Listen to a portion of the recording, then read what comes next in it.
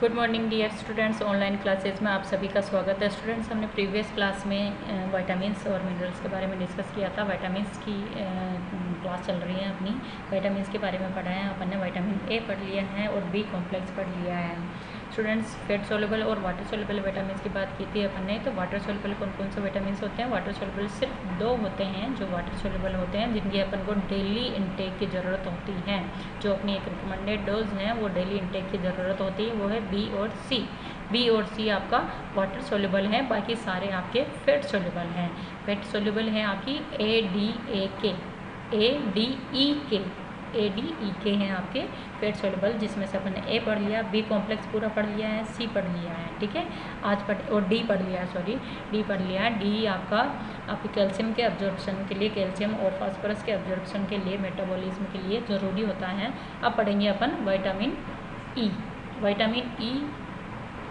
Vitamin E की कमी से स्टूडेंट्स भाजपन की जो प्रॉब्लम है वो विटामिन ई की कमी से होती हैं। विटामिन ई के रिचेस्ट सोर्स की बात करें तो जो होल व्हीट हैं, जो व्हीट का जो ऊपर वाला जो छिलका है वो सबसे ज़्यादा सोर्स, अगर रिचेस्ट सोर्स की बात करें तो व्हीट राइंड है। व्हीट राइंड मतलब कि गेहूँ का छिलका है। गेहूँ का छिलके में सबसे ज़्यादा विटामिन ई पाया जाता है, जो कि ईजिली अवेलेबल है अपन सबके पास।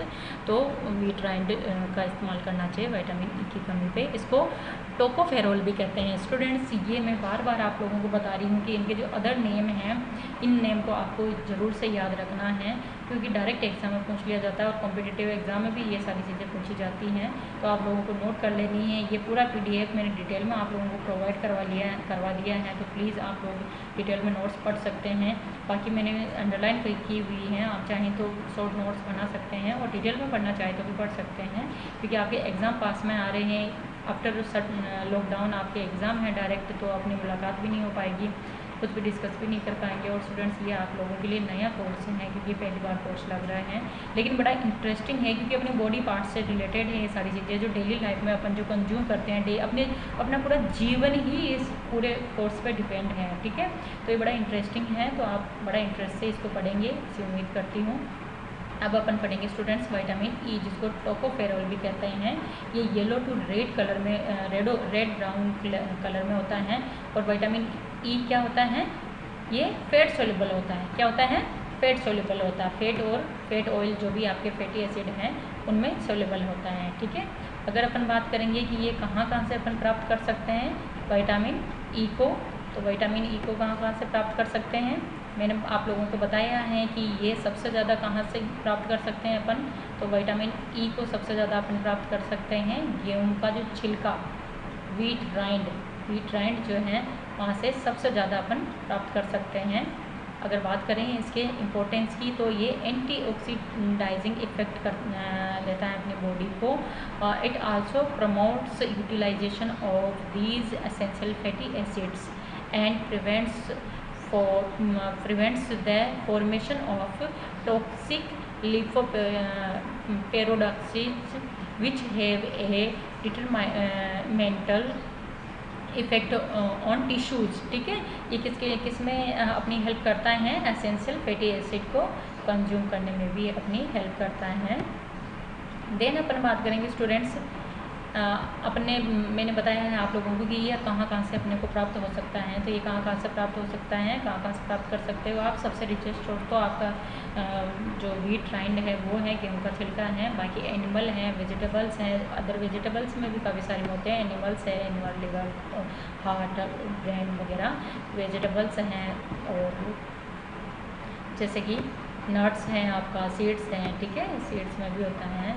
ये सारी चीज़ों में, वेजिटेबल ऑयल्स वगैरह में, व्हीट मैंने बोला है आप लोगों को, और कॉर्न झाड़ में भी होता है, ये सारी चीज़ों में होता है, ठीक है। फिर बात करेंगे स्टूडेंट्स अपन विटामिन के। इसको भी अलग अलग टाइप से ऐसे डिवाइड किया हुआ है, लेकिन अपने को सिर्फ विटामिन के नाम से इसको याद रखना है।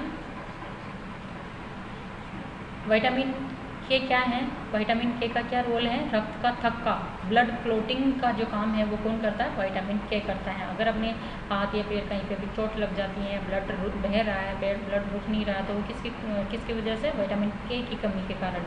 विटामिन के की कमी नहीं होती है तो ब्लड का थक्का नहीं बनता, जिससे क्या ब्लड का रिसाव होना बंद नहीं होता है। तो ये प्रचुर मात्रा में होना चाहिए विटामिन के, जिससे कि अपने ब्लड का जो क्लोटिंग है वो हो सके। ठीक है, yellow lustrous crystal powder form में होता है ये। अगर अपन बात करें कि कहाँ से इसको प्राप्त कर सकते हैं, इंपॉर्टेंस क्या होते हैं, तो ये क्या करता है, मैकेनिज्म ऑफ ब्लड कोगुलेशन, पता है मैंने आपको, ये क्या करता है, रक्त का थक्का बनाने में हेल्प करता है। ठीक है, कहाँ से प्राप्त कर सकते हैं, found naturally in plants and vitamin K2 is synthesised by the bacteria. ठीक है, बैक्टीरिया से, इंसेक्ट से, इन सारी चीज़ों से भी ये प्राप्त होता है। बाकी नेचुरल जो प्लांट्स जो हैं उनमें काफ़ी मात्रा में विटामिन के अपन प्राप्त कर सकते हैं, जितने भी आपकी सब्जियाँ फ्रूट्स हैं वहाँ से भी प्राप्त कर सकते हैं। ठीक है, देन है स्टूडेंट्स मिनरल्स अपन नेक्स्ट क्लास में पढ़ेंगे स्टूडेंट्स। मिनरल्स भी अपनी बॉडी के लिए बड़ा इंपॉर्टेंट है, जैसे प्लांट्स के लिए मिनरल्स बहुत इंपॉर्टेंट है, यहाँ पे आयरन है, कैल्शियम है, फॉस्फोरस है। ठीक है, ये सारी चीज़ें अपने लिए भी इम्पोर्टेंट हैं, जैसे कि अपने जो प्लांट्स हैं उनके लिए जितना इम्पोर्टेंट है वैसे ही अपने लिए भी बहुत इम्पोर्टेंट है। स्टूडेंट्स, आप लोगों को अच्छे से इस सब्जेक्ट को रीड करना है, क्योंकि अपनी डेली लाइफ में भी है और आप लोगों के लिए एक न्यू सब्जेक्ट है, इसलिए इसको ध्यानपूर्वक आपको पढ़ना है। ठीक है, थैंक यू सो मच।